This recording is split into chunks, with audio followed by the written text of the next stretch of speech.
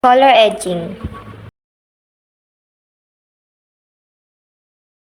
Materials.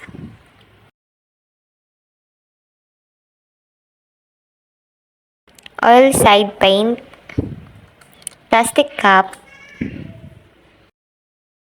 paintbrush, liha, basahan.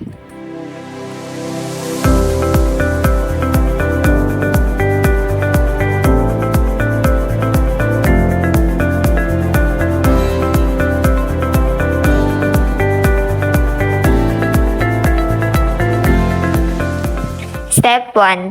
Lihain ang edge ng bag na kukulayan.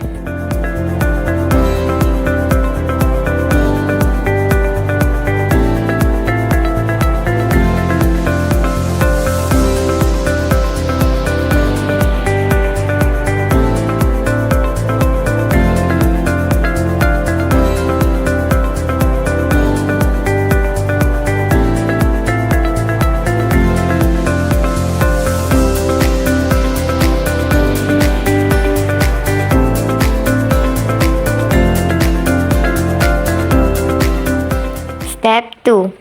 Punasan ang item at saka ito lagyan ng pangkulay.